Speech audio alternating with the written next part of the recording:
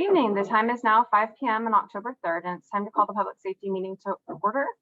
Ms. Mihalich, I believe you're online. Will you please note attendance for the record? Yes.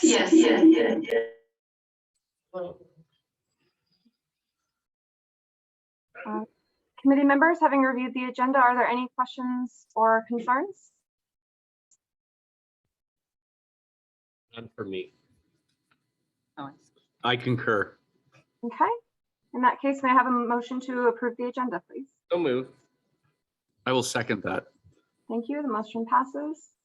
At this time, we would typically ask if there are any members of the public who would like to speak to a matter that is that is not on the agenda. Are there any members of the public in City Hall this evening for the meeting?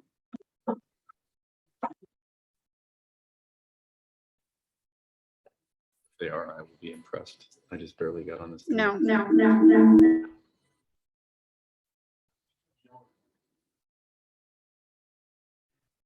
All right, I will check online.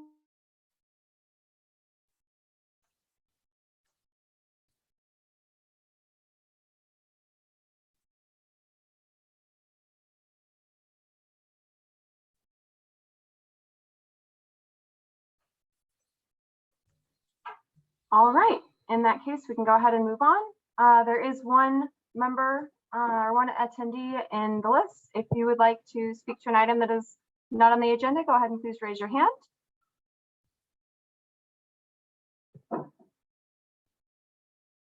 I am not seeing a hand being raised, so we will go ahead and move on.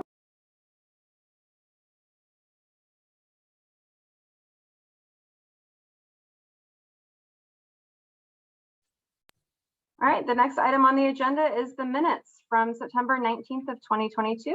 Committee members, having received and reviewed the meeting minutes, are there any questions or concerns regarding the minutes?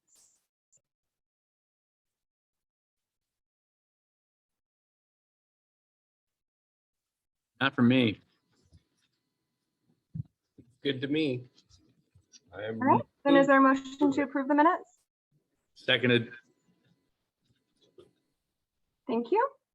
In that case, we can go ahead and move forward to agenda bill. This is AB 22-076, the 2023 to 2024 biennial budget. On the agenda is a review of each department's proposed budget to the respective committee. From here, it's my understanding that we will go ahead and deliberate as a whole on October 10th. Is that accurate? Yes, Chair, that is accurate. Thank you. Great. Thank you, Drew. All right. If you don't mind, I'm going to start a little bit to give just a bit of background. On September the 12th, the administration provided council with a financial forecast as well as a summary of the mayor's proposed 2023-2024 biennial budget. Since that time, the administration has been looking into the budget, and it's really been going through kind of a centrifuge, right, for the most part. We've been working with departments to see where we could find potentially new sources of revenue, and then actually really work to figure out what are the needs going to look like for the next 2-year period and structure the departments appropriately for that next 2-year period. And so we've had multiple conversations with the department directors. This past weekend, we've been working to update the numbers from those conversations for the most part. And so before you that you have and what we've sent to council by email today is an updated mayor's proposed 2023-2024 biennial budget. And so with that said, before we get into the department presentations, as the chair stated, we're going to come back on October the 10th for council to get together and have a review and deliberation of the mayor's proposed 2023-2024 biennial budget. We're hoping to receive your questions today and your feedback regarding these department presentations. This is really a deep dive opportunity into each department's budget. But we're going to take those questions, we're going to track them. So we have Finance Director Jen Ferguson with us as well, who's going to be tracking your questions as we go along so that we can go back, answer those questions, and then provide that information to the rest of the council that may not be attending here today. So with that said, we're going to start with the fire chief, and then we're going to move on to police after that. There are only 2 departments here at the Public Safety Committee. And so we'll start with the fire chief, and we look forward to seeing you in other committees as we kind of proceed from here. So with that said, here's the man, the myth, and the legend. Thank you. You're funny. Drew's going to share his screen. It's only 4 or 5 slides, so it shouldn't, I'm hoping to keep it under 5 minutes, and we'll save the rest for questions. And then if there's time remaining, police can come up and do theirs.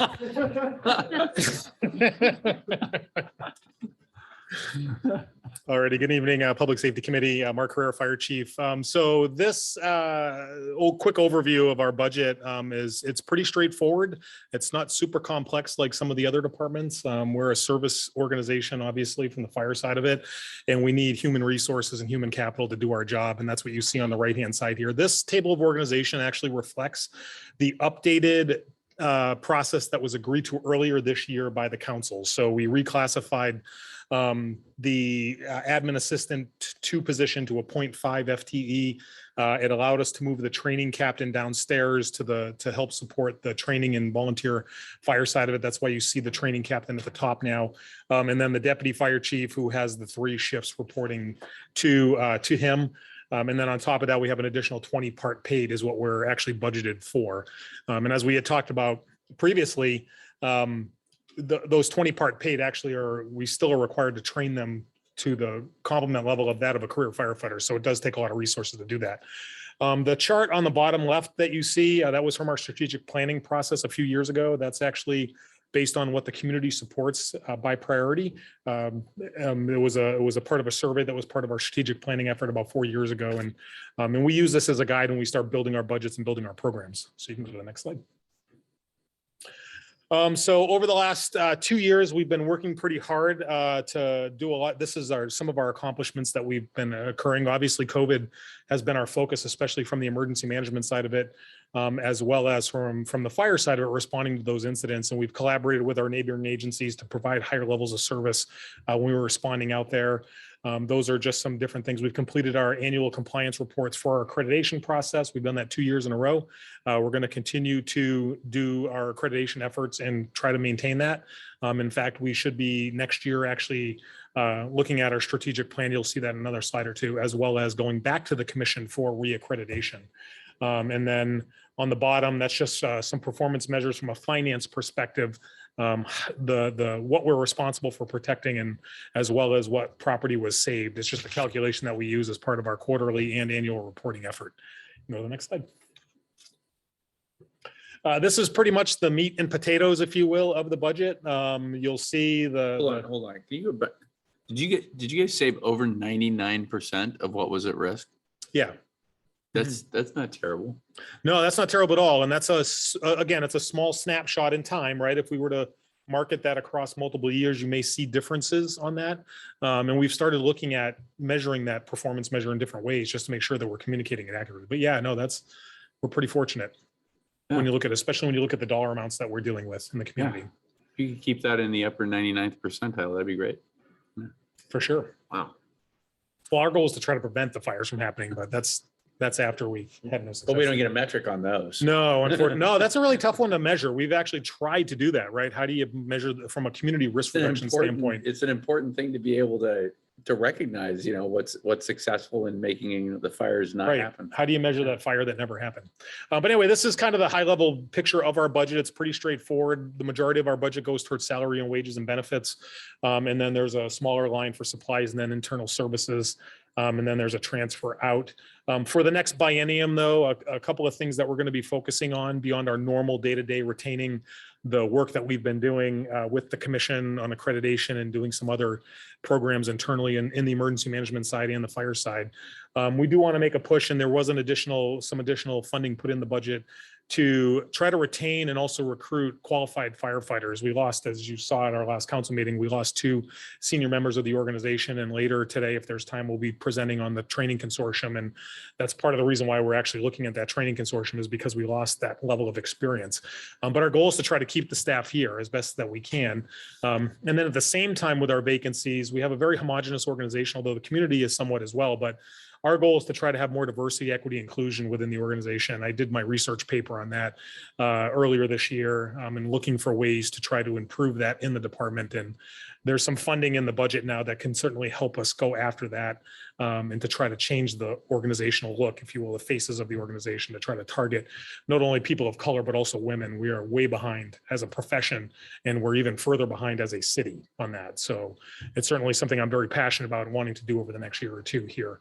And as we move forward, making that part of our norm. Is that paper available to us? Is that something that I you can would share it with you if you'd like, sure. I'd like to see that.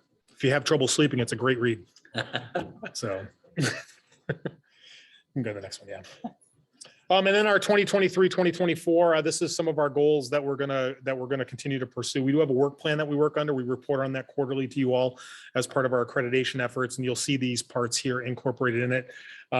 We have our state rating bureau coming up later this year, accreditation, strategic planning next year, maintaining accredited status, and then also trying to replace our apparatus. There's another item that's not on this list that you're going to see as part of our work plan, and that's the wildfire risk associated with that's going on in the community, and trying to really focus on that over the first quarter of next year, trying to build either programs to support the community with defensible spaces, or even looking at some of the things they're doing down in California that we may end up potentially having to engage the council on, but I'll save that for next year as we move forward. But that's our work plan for next year, and I can take any questions you guys might have. Okay, hearing none. Thank you. Sorry, Chief Carrera, I do have a question. Can you go back a slide, please? Of course. So just so that I understand, I see that there's a rather sizable jump between the 2022 restated estimated amount for services and then both the 2023 and the 2024 proposed budgets. Is there a specific reason that the costs are increasing that significantly? I'm going to hand that one off to Drew. He'll be better at answering that because he knows the details of those. Can we get better sound on? Yeah, how come this sounds not up? Do we know what's up? Because I couldn't hear a question. Yeah, so in essence, she's comparing, so if we go back to the biennial budget table, you can see the percent changes there in the two right-hand columns, basically. And she noted the increases between 2022 and 2023 look to be like large jumps. And so my purpose here is to hopefully explain that, right, to council. And so primarily the reason for that is there's actually several reasons involved with this, but in July, council approved an additional firefighter to add to staff, basically. So we were starting with about 14.5 FTEs for 2022. I don't know, when did you hire the firefighter? Have we hired the new? They haven't hired the new firefighter. So in essence, 2022 is predicting basically 8 firefighters. Is that correct? Would you say, or 9? 9 firefighters, right? And we're adding an additional firefighter to free up space for a fire captain, right, within the city itself. So part of the reason why the salaries and wages and employee benefits is increasing, in addition to the COLA increases and some of the, the medical premiums, is because we have, or council has approved that 1 FTE increase this past year, basically in the fire department. When you're looking at services, what we're doing there is we have struggled in the past to capture adequately the internal service costs, right, overall at the city. So that includes things like IT, facilities maintenance, equipment replacement, and repair overtime. In fact, this past budget cycle, we didn't actually go through a process of doing that, I would say, adequately. We just inflated it by 2%. And so now we're trying to play some cleanup, some housekeeping with our internal service funds right now to try to get them where they need to be and where we think we're going to be charging the fire department over the next 2-year period. And so that explains a lot of that services line that you see there. In addition, you're budgeting for your max amount of staff, right? In some cases, employees might leave the city. With that, we may backfill it with overtime or not, or increase, or maintain the level of service that we need to. But in some cases, if we're not backfilling that, then that is budget dollars that are not getting used, right? And so what we're doing with this 2022 column is kind of predicting how we're going to end up this year. It doesn't describe the 2022 budget necessarily. And so what you see as a part of that as well as vacancies too. So hopefully that's a good explanation for you. Mr. Butte.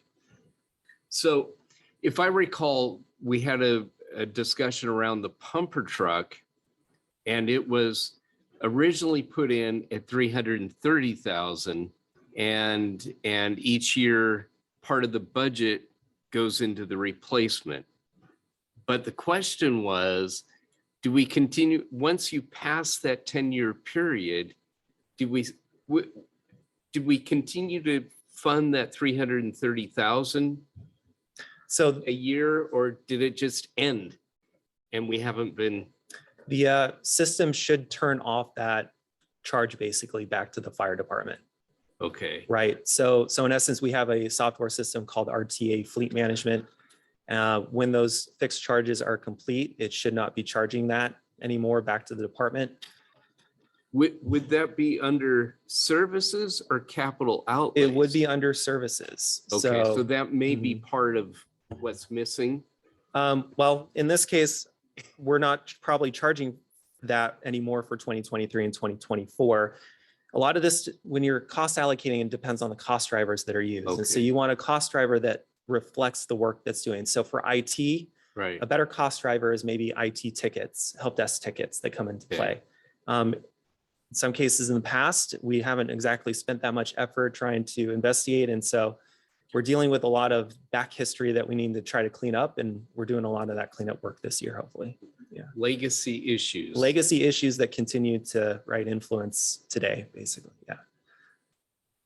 Thank you. So it's going to be fixed going forward. Well, we're working on that. So part of the finance department overall budget is some money for a cost allocation plan where we would hope to bring on a outside consultant to assist us with that. We've done what we can, right, since we've started this process really early August to try to make it as accurate as possible, but there's still more work to be done for sure on this. So it's a guesstimate. It is a guesstimate, yes. Okay. Yeah. And it won't be, it'll be less of a guesstimate going forward. Going forward, that's our game plan. Yeah. The estimate. Okay, thank you. Yeah. And Drew, what is the $30,000 transfer out on this one? So that was a $30,000 transfer out in 2022. Within this current biennium, we have another fund called the Fire Equipment Replacement Fund. It's actually a managerial fund or a subset of the general fund itself. Well, what we're choosing to do with that is actually merge it with the general fund itself and actually have it under the fire department's overall budget within the general fund. That $30,000 transfer would have gone from our general fund into the special fund that we would hold on to or use as we needed for special fire equipment. But instead of having this kind of mechanic or not, mechanism in place, basically the fund fire equipment replacement, why don't you just incorporate it into the general fund and budget it out of there as an expenditure as opposed to budgeting it as a transfer to another fund, which we would then budget as an expenditure over there. So it's highly mechanical, and that's, transfers out are never fun. So Thank you. helps to reduce the overall appropriation that's required. And, All right, thank you. Councilmembers Watton or Benson, are there any further questions or comments on this? No, but are there more slides? well, no, these Okay, are all the slides. So we do have, the budget document for you, right, for the most part. We're happy to take any more questions that you may have today or in the future regarding these departments' budgets overall, and we will get back to you when we certainly can. okay. I've got a question. And this is, Councilmember Watton? thank you. Got my pitcher's mitt to catch that curveball coming. Okay, I'm ready. Pumper truck. Yeah. Okay, 775, is that really a good solid number? You want to answer that? Well, I just sent him an email the other day about this. So so 7075 is what's in the planning document for the CIP. The group that's been putting the specifications together for the engine have been working pretty hard to get that number down to as close to that as they can. I put a lot of pressure on them. I told them the threshold was actually 700,000. And they've been having trouble sticking to that. We reached out to the 3 vendors that they've been working with to try to get a quote. And the quotes right now range from $830,000 to $950,000. So that work isn't done yet. I haven't even had a chance to look at it yet. But just as an early heads up, it's possible that might not be enough for that. And it's, the other part of it, it's also a 33-month build time. So we're talking about another 2 years out, 2.5 years, almost 3 years out before we can take delivery of that. And the engine that we're running frontline is already over its 10-year normal frontline period of time. It was purchased in 2009. So by the time we get due for replacement, it could be 2024 and it'll be 15 years frontline, which is, I don't like that. This was something that was certainly unplanned. It was, if we knew that with these things were coming down, we would have asked for it 2 years ago. But this was with COVID and the supply chains and all that other stuff. We just didn't see it coming. I wouldn't be surprised if it's more than the 775. I guess that's my, Yeah, I'm pretty confident saying it's going to come in higher than that, but that'll be something we need to talk about internally. And okay. Sounds good. okay. Thank you. We out of time for police? All right, are we ready to move on to the next? Can we start time? Yeah, if there are no further questions, we can move on to police. Thank you.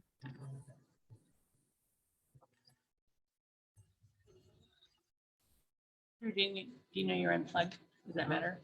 Do you know you're unplugged? Does that matter? Thank you. I mean, this is the level of service. Oh my gosh. Protect and serve. I just want to thank the fire chief for allowing me enough time to present my budget. Appreciate it. Thank you. Okay, there you go. First of all, I don't think I need to go over what the police department does, I hope. Obviously, it's pretty well known what we do, but I will tell you that we are focused and devoted to community partnerships and policing sensitive to the community itself. And that's pretty important in how we do things. I mean, that's our commitment to no call too small. It's our commitment to the community itself. And so I wanted to also point that out. If you notice on FT's full-time employees, we have 30 now with the mental health professional that we have just recently brought on. And so even though we have 30, Snoqualmie has 17.36 full-time employees, with North Bend funding 11.84, and then Snoqualmie Valley School District 0.40 as part of the school resource officer. Looking at the organizational chart, there are some differences on our organizational chart based on what hopefully in the future will be approved, and also the addition of the mental health professional. And that is the reduction of detectives from 2 to 1. We have found that through the Proposition 1 approval in 2016, that the idea was to put 2 detectives in that position. We have found that though we do need a detective, that complex investigations are not enough in this community to support 2 full-time positions. And I'll talk a little bit about the administrative sergeant, which is a new addition to take the 1 position for the detective that we're going to move to an administrative sergeant. That's my hope. The other is the mental health professional. So the organizational chart has changed somewhat. Talk about our accomplishments this year. Again, I think I've talked about we've had a fully staffed operations support, which is big because for quite some time we did not. We were working with 2. And there was a lot of work that keeps 3 busy. And so we've maintained the low level of violent crime. We still, though crime is increasing overall, our violent crime in this community is still the same. We have very, very little violent crime in this community. And I think that's still another important part of what our department does while not being staffed up to where we should be. A limited number of officers still maintaining the protectiveness of this community is amazing in what they're doing. We've hired a captain, Captain Lynch, and additionally 7 officers this year, which puts us 3 officers down at this time from 10. So I think that's pretty commendable in this environment of not just law enforcement having difficulty in hiring people, but I think just about every area is having those same kind of difficulties.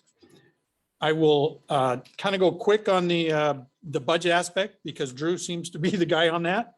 And I'll just go, what does our budget do to us in the future? What does it look like and what does it do? And so Obviously, employee retention and hiring is still going to be a commitment of ours to make sure that we get to fully staffing our department. And so that's going to be a focus of ours. Enhanced traffic emphasis capabilities. I'll tell you, the biggest complaint that I get is traffic, whether it's on the parkway or one of the neighborhood streets. Traffic is a problem in this community and is what is the most complaints that I usually get. And the idea is to take one or two of our officers, and maybe when we have a concern or an issue in an area, that we can have them focus in that area. So that's one area that we can maybe work on. If that's getting a motorcycle to assist with that, then that's what we'll try and do.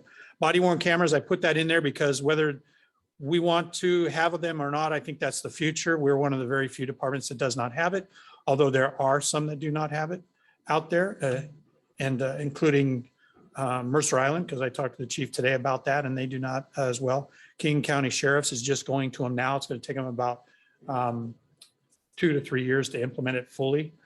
So they're just going to it as well. But I think our idea is to hopefully maybe get some grant money to fund body worn cameras, because they are an asset to what we do. They help our officers be better, and they're a resource for transparency as well. Reclassified detective position as administrative sergeant. I think that's pretty important. When I first came here, I did an evaluation of the department, and my only ask when I came here within the first 6 months was an administrative position. I felt it was important, and I still have my notes that I wrote 5 years ago regarding that. That position can we want to be accredited, and that could be something that they can do, is looking at accreditation. They can fill in for sergeant's positions when sergeant's on vacation and patrol. It puts a supervisor out there, and we know supervision is a priority. And so instead of replacing that position when a sergeant's gone, we're putting an OIS is what we call them, which is an officer in that position. That has worked well, but I think a sergeant in that position is best. They can work on training, manage training.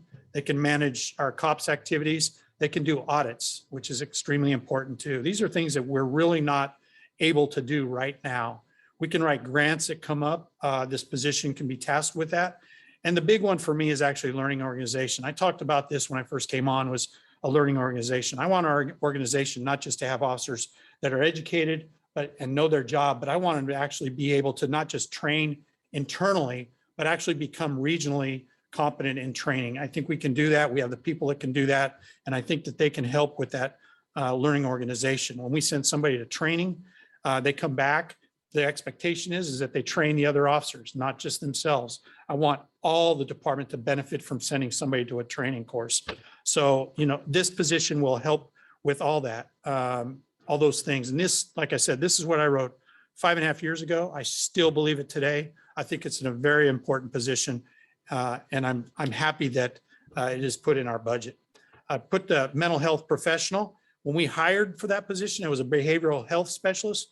We have found through the first month that she has been on board that mental health professional is probably more appropriate. It gives her more ability and authority to handle situations, including dictating and advising where an ambulance may go, which hospital they may go to. And so her enhancement of training and experience, she can do that at that level, which is another exciting part of what she does.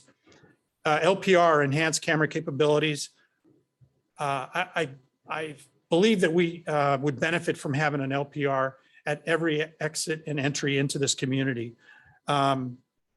It could be utilized when we get hit on some of those nights when we have car prowls and they come into our community, and we may get 5, 7, 10 car prowls in one night. It would surely be nice to go back to a license plate reader, find out who was coming into our community or who was leaving our community that night.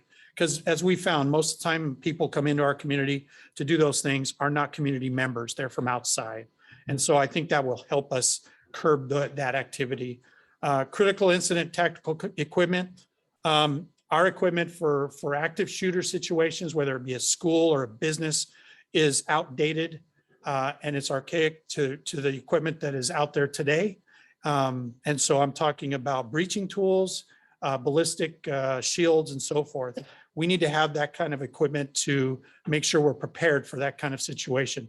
Tactically, we're ready. We now need the equipment for that.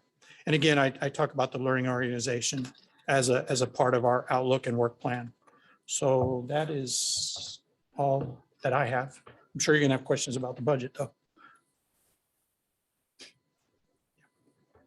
I do.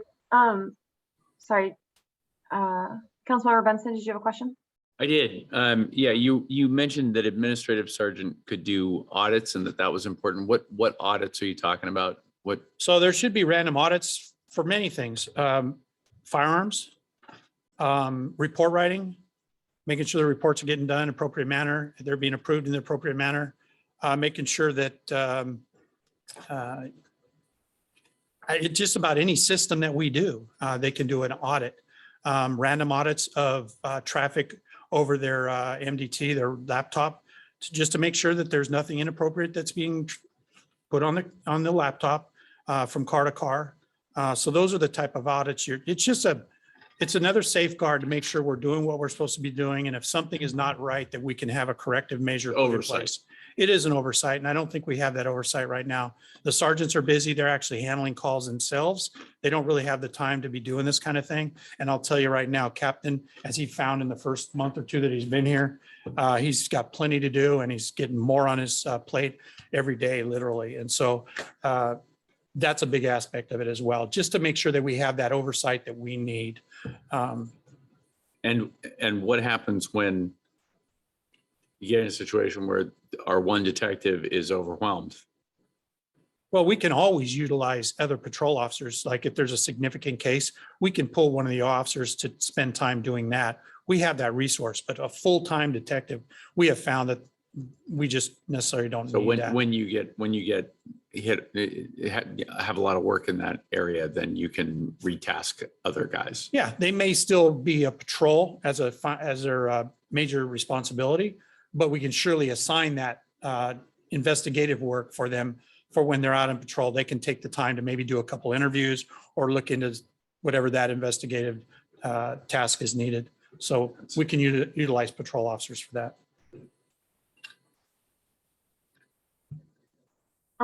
Chief Phipps, in terms of I don't know whether this would go to Mr. Boutte or not, but in terms of the additional tactical items that you would need and some of the other shields and whatnot, are those costs then what's basically calculated into the supplies that are identified, the 327,000, or are you anticipating additional beyond that? No, those are put into our budget. Okay. Those are included into the budget. Okay. And then I know that in the past, we've spoken about the enhanced camera capabilities of license plate readers. Were we able to locate any state or federal funding for those? I know that you previously looked into doing a grant for that. Yes, there have been. Last year, there was 3 that I am aware of. 2 of them we couldn't even apply for it. And the third one, we didn't have the bandwidth to process that grant. And it was only, it was a matching. And so that wouldn't have helped us because we didn't even have that matching funding in our budget. Okay.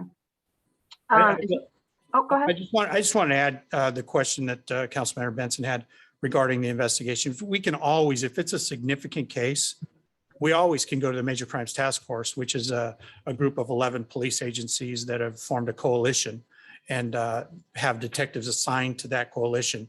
They can also assist. And actually, Captain Lynch has been utilizing them on a couple cases that we're doing right now. Well, it sounds like this is a really great way to Yeah, better steward the resources by really having is. that sergeant. So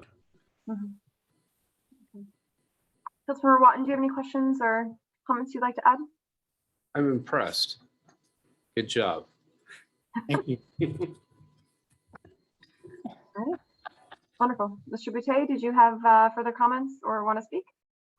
I'll just talk briefly. So actually, the police department is split across 2 separate funds. And so I think that's important when you're reading the budget document overall, is you're going to find the police department specifically for Snoqualmie on page 29. And then you're going to find the police department specifically for North Bend, I believe on page, I want to make sure, 40. So just keep that in mind as you're kind of trying to figure out, okay, what does the police department encompass? It's across two separate funds, primarily because we want to keep track of North Bend separately from what we spent here just on our own police force in Snoqualmie itself. So that's where you're going to find a chart of the staffing levels and things like that, and kind of a breakdown for each side. So with that said, that's all I wanted to add. Thank you. Drew, while I have you up there, so it was my understanding based on just reading through, and this is on page 39 for the North Bend, that there are some overages that are anticipated there. How, I guess, where do the funds come from then to make up the differences there? So you mean uses over sources, is that correct? Yes. So as we're looking in the chart itself, so 2022, we're expecting to basically come in over our expenditures. So revenues will exceed expenditures by roughly $228,000. That's our prediction, primarily because there's been vacancies that the police department has experienced this past year. Over this time period, the contract is set to run out by the end of 2024. And so we want to make sure, if we can, that we're going to use all the funds that North Bend has given to us for the most part over this 2-year period. But otherwise, we'd go back to them. We would talk to them about the charge, right, that we would charge North Bend for. And if it's insufficient for what we need, we'll have that conversation with them. And indeed, we are starting or kickstarting some of those conversations ahead of time as required per the contract about what is actually required to be funded. That includes the behavioral health coordinator, and we're having discussions right now regarding the police take-home program too. So that's ongoing. Do we have any response from them in terms of their interest in proceeding with that project, or is it too early to tell? I can't hear. I think we struggled to hear that question. Apologies. I was trying to find out if we have any indication of how they're feeling about the take-home cruiser program. Do they seem to be So supportive? let me just try to restate your question. Basically, you're asking, has North Bend provided any indication about how they're feeling about the take-home program? Correct. Correct. Okay. Yes. I met with the Mayor McFarland and the city administrator, Dave Miller, last week with Captain Lynch to update them and advise them on both of these positions. Very supportive on the behavioral health specialist position. And the take-home car, they were concerned with the amount that was initially proposed. I am going to make a presentation to their Public Health and Safety Committee on Tuesday to talk about the take-home car program and the behavioral health specialist position. Their thought in talking to them that was they would like to do maybe, and this is preliminary before the council has even talked about it, but from those two, it was a smaller, slower process of maybe purchasing 1 to 2 vehicles a year until we can get fully outfitted to a fully take-home car program. So that's correct. Thank you, Chief. Can I ask a question? Why do we call it the police take-home program? That just sounds weird. Take-home car program? Yeah, so is that the title? Is it take-home car program, or is the police vehicle take-home program? What is the name of the program? Because all I've heard is police take-home program, which just seems strange to me and bordering on inappropriate. But what is the official title of this program? These take-home car program. It's police take-home car program. Okay, Yes. all right. I must be reading it wrong or something. Okay. All right. Anything further, council members? Good. Thank you very much, All Chief. right. Thank you, Chief. And Mr. Boutte as well. In that case, it looks like the next item that is up is the Fire Training Consortium. Is Chief Carrera still available? I am, and I'm going to share my screen as long as Drew stops sharing. All righty, let me try this.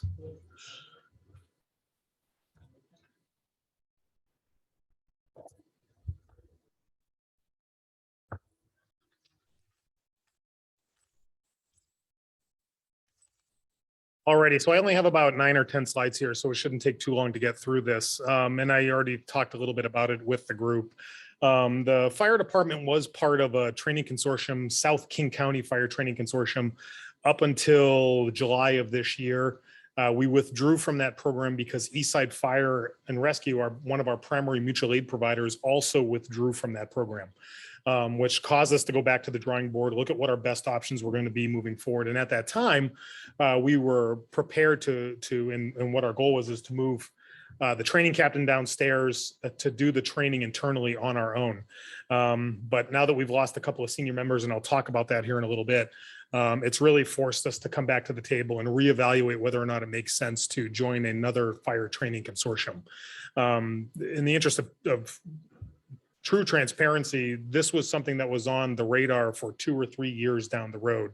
It wasn't something that we were probably going to move up to be this year. We wanted to do our own thing for a little bit of time, build our own training programs, and then let that training consortium get its feet underneath them, get them moving forward, see how it looks, see how it was going to work, and then consider joining it then.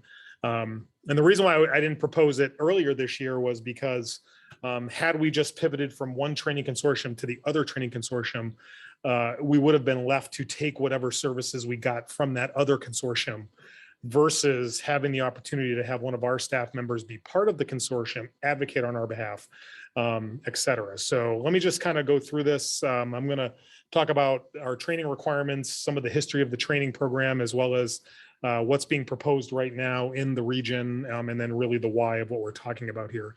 This WAC that you see in front of you is pretty much the centerpiece of why and how we train. Basically, it says, anything we think we're going to go on, we as an organization are required to provide that training, commensurate with their duties. And then the people teaching that training need to be higher skill level than the people that are receiving that training level. This is, again, the centerpiece of what drives our training programs. We look at our incident volumes, we look at the type of incidents we go on, we look at external and other types of training that we may have in the future, and we implement that into our programs, just to make sure that we stay compliant with this WAC. This is somewhat challenging at times, especially in a small city with limited resources, but we do our best to do that.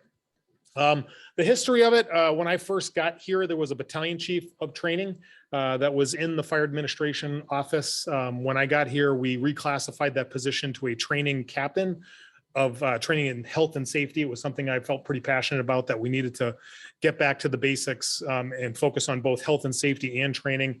And Mike Bailey actually filled that role for the first 1.5 years, and then his position was reclassified to the deputy chief position to focus on other programs within the department. And at that time, we also had our fire captain on the line that was coordinating our training, and we joined the South King County Fire Training Consortium. That's what the SKCFT consortium is. It's a long acronym. I just call it Zone 3 or South County Training. And then we pivoted out of that, and now we had our own training captain that's been doing our own training program for the last 6 months. And now we're once again proposing going back to a consortium. I know that's kind of a long way around. It's kind of a little bit, like an EKG, but honestly, we reevaluate everything on an ongoing basis as part of an accredited agency to make sure we're doing what we think is right. I know this map isn't that great, but it was the best one that I could find that kind of highlights what we're talking about for the training consortium, what we're going to be part of. Snoqualmie, Falls City, Eastside, Woodinville, which is part of Eastside Fire and Rescue now, Kirkland and Bothell are all discussing joining together as a training consortium. Unlike before, Eastside and Snoqualmie were part of the Zone 3, that's South King County Training Consortium. This time, if we do join this training consortium, all of our mutual aid partners, as long as Falls City votes in, which they're discussing right now, and my understanding is that's the direction the chief wants to go, all of our mutual aid partners would actually be on the same training consortium.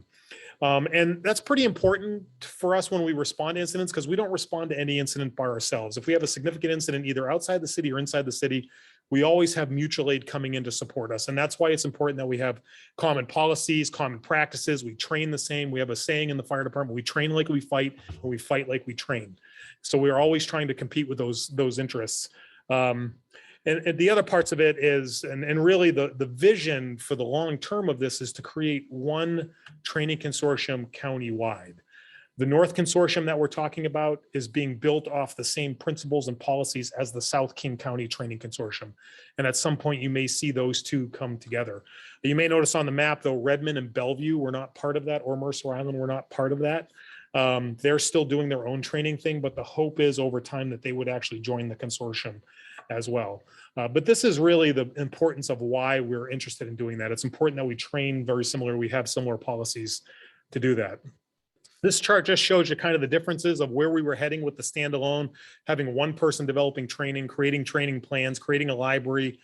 We would be required to fill overtime if we were going to do multi-company operations. There would be no cost sharing from outside instructors. We'd be responsible for that on our own. And we would have specialists that would be limited to the department.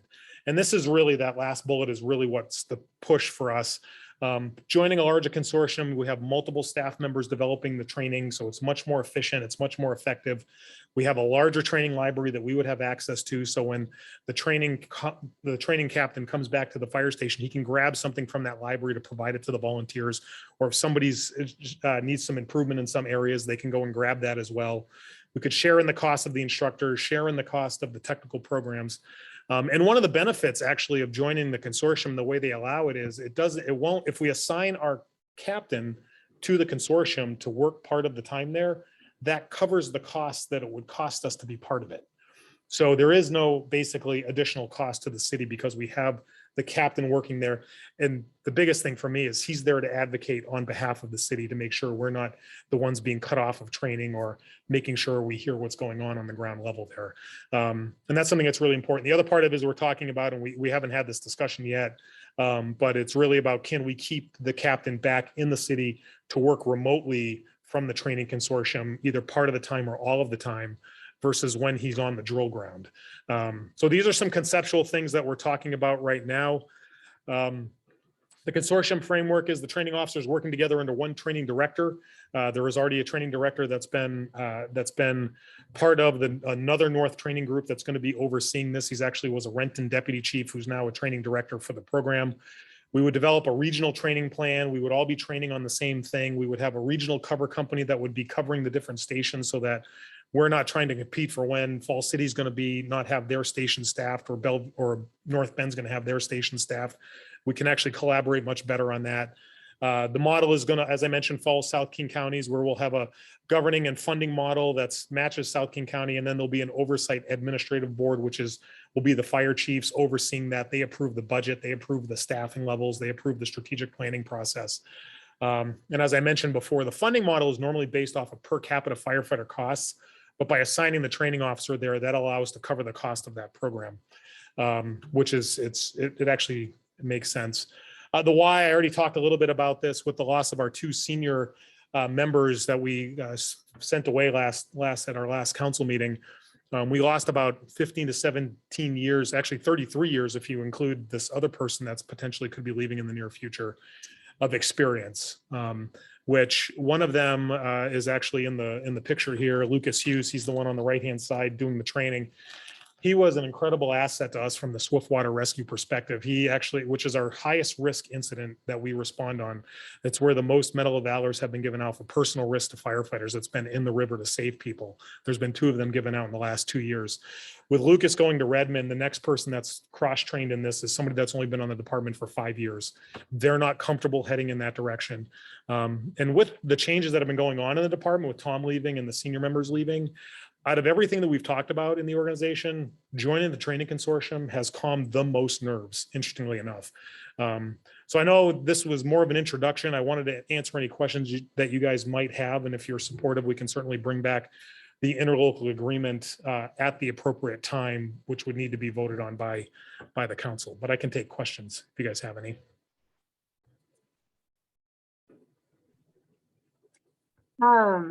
Chief Guerra, do you have any concerns about joining the new consortium? It was my understanding that when we joined South King County that there were some growing pains. Are you concerned about that happening in this situation as well?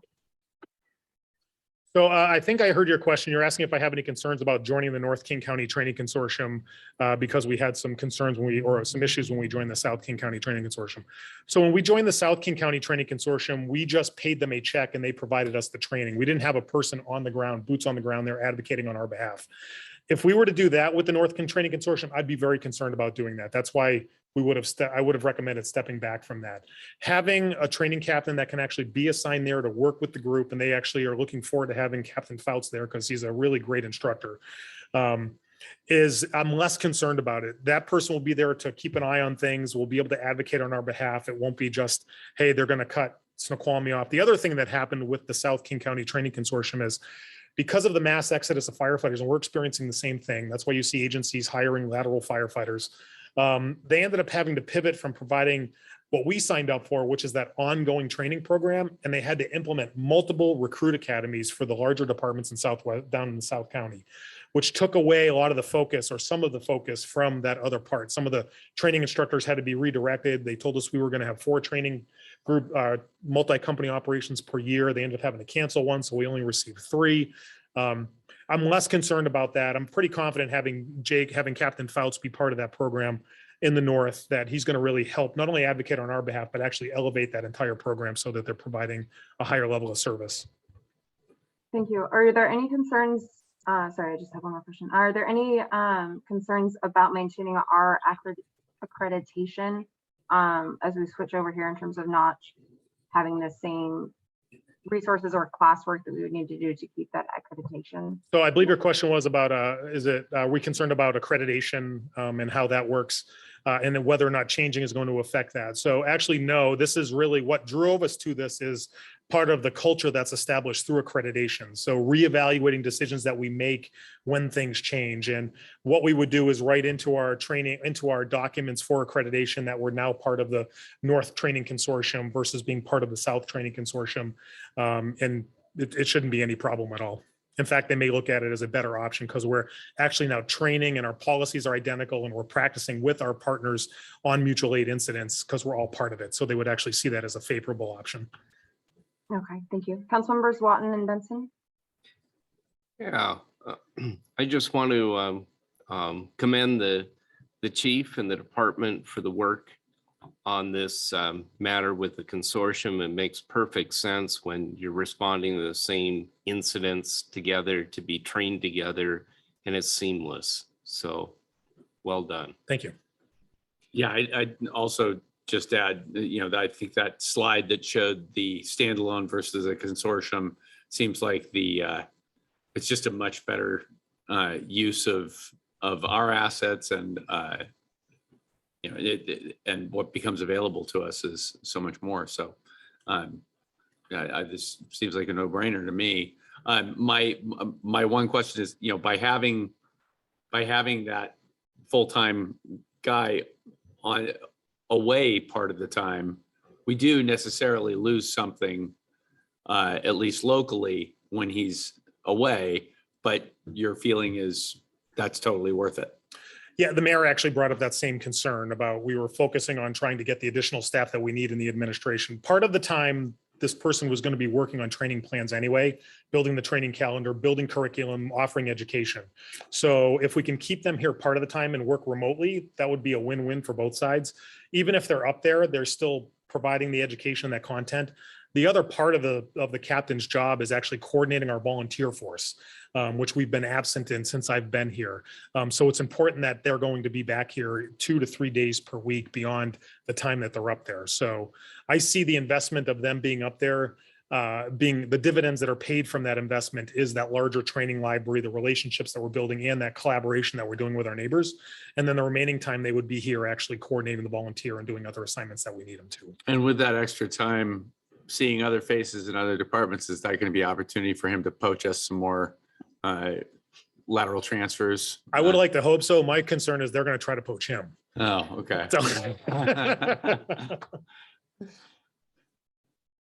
So if it's okay with you, once it sounds like you're favorable and comfortable with it, once the other groups, I don't want to be the second person to vote recommend this being voted on, because then that establishes the consortium. So my goal is to get a couple of the bigger cities, like Eastside and Kirkland, together first, and then we'll actually come back with the interlocal agreement. It's already been reviewed by legal. It's in finance's hands right now. So you'll probably see it either the next meeting, or the one after that, but with the go live date of January 1st is what we're targeting anyway. Okay, Okay. Excellent. excellent. Yeah. Thank you. Thank you. Thank you. At this time, it does not appear as though there are any further items on the agenda, and we are right up against that 6 o'clock deadline. So is there a motion to adjourn? So move to adjourn. Second? I'll second it. Thank you. The meeting is adjourned. Thank you. All right. I like that. We are